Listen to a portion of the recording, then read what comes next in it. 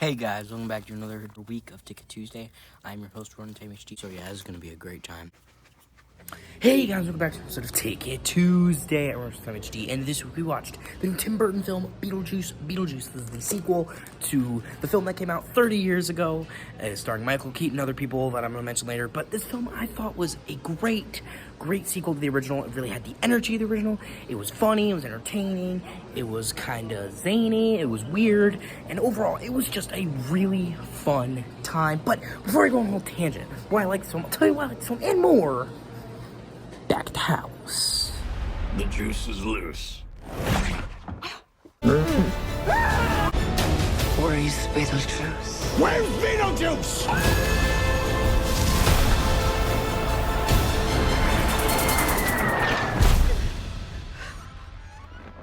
Beetlejuice! Feel free to express yourselves. Don't be afraid. You're a figment of my imagination. Really? Is this a figment of your imagination?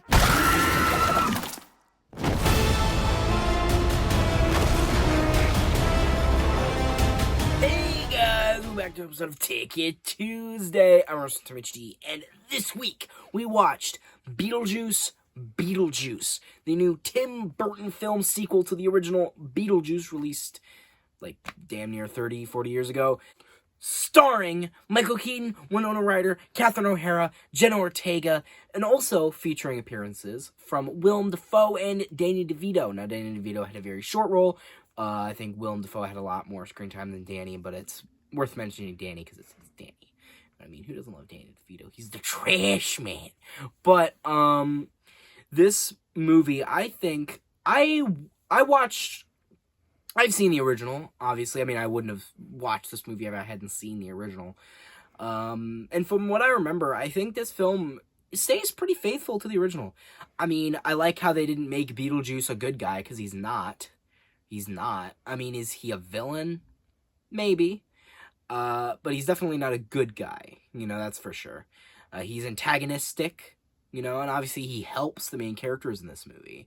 But, I mean, he's Beetlejuice. He's helping them for his own personal reasons, right? That's the only reason why he's helping them. And I think it's also that this film was just, I went on a tangent there. Sorry. I just think this film is just, it's entertaining, right? It's fun. It's stupid, right? In a good way. It's stupid in a good way, because there are, I think one quality this movie shares with the original is that there's just a bunch of extras that have, really ridiculous costumes and, cosmetics on. Because, the way they died is ridiculous. There's a character in this movie who got killed by sharks. I'm not going to say the character, because I'm going to try to keep this review spoiler-free mainly. But this character, they got eaten by a shark. They got bit up by a shark. So, the entire movie, I mean, they don't make that many appearances, but whenever you see them, they have, a big shark-shaped hole in their top half. And whenever they talk, blood shoots out of, their little bone, I guess it is. Their rib bone, I guess. And it's funny and it's ridiculous. And there's just a lot of things like that. There's a character that was eaten by piranhas, and he just has piranhas flailing around on his body. There's a character that has a fucking javelin through their throat. It's pretty zany, right? I think this definitely has, it's very Tim Burton, right? If you don't like Tim Burton or his aesthetic, you will not like this movie, because it is 100% a Tim Burton film, because obviously he made it, so that makes a lot of sense, right?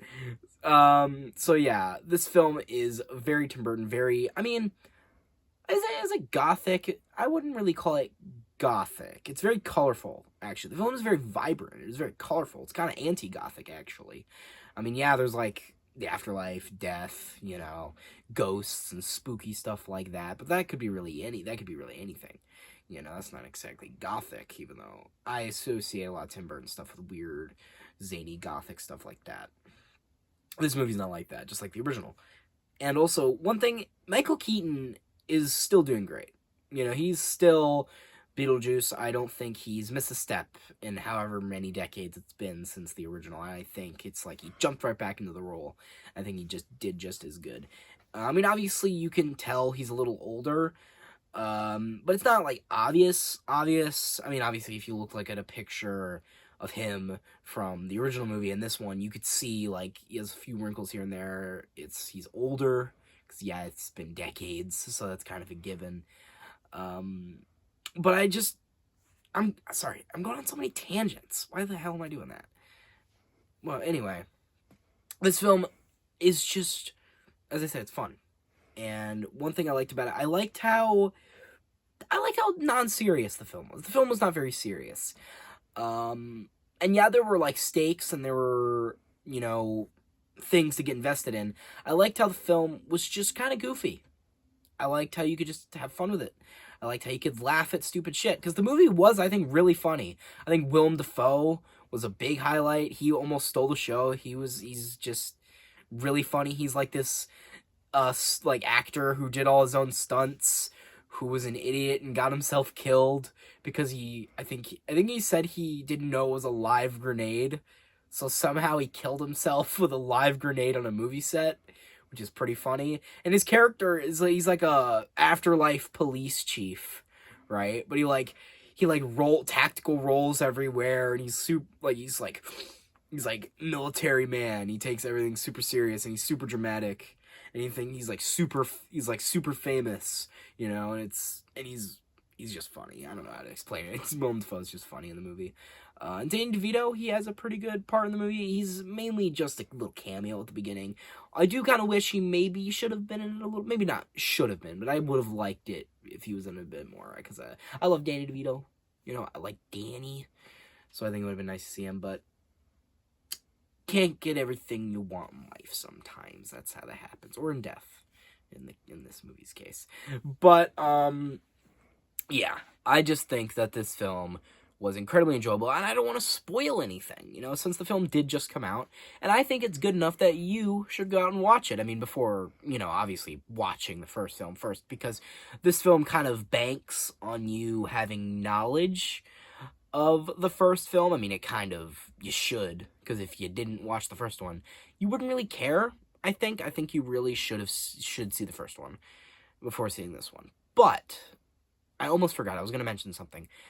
I really liked Jenna Ortega's, character arc throughout the film. Even though it was simple, I liked it because it was subtle, and it made me like her character. Because at the beginning, I didn't like her character. I thought she was annoying. I thought she was mean. Maybe not annoying. I thought she was mean. I thought she was kind of an asshole sometimes, and I just thought she was, like an angsty teenager. That was what her character was, pretty much. She's like, God, I hate everything. I hate all of you, kind of idea. But I like how, she went through an arc where she kind of realized, oh shit, ghosts are real. And my mom wasn't crazy. And she was actually seeing ghosts, and she wasn't like a con artist or anything like that. I mean, it sounds complicated, but, I like that. So then she's taking a change, she starts believing in ghosts, and then she becomes nicer. She treats her mom better, she understands, she starts treating her family, she's nicer, and overall, she has an arc where she goes from an asshole to believing in ghosts and being nice, right? It sounds simple, but I really liked it because it made me invested in the arc, because I genuinely did not like her at the beginning of the movie. Then I did. And I think that's worth crediting, because, sometimes in a movie, I cared about the characters enough to where I was like, hell yeah, you progressed as a character, and I like that.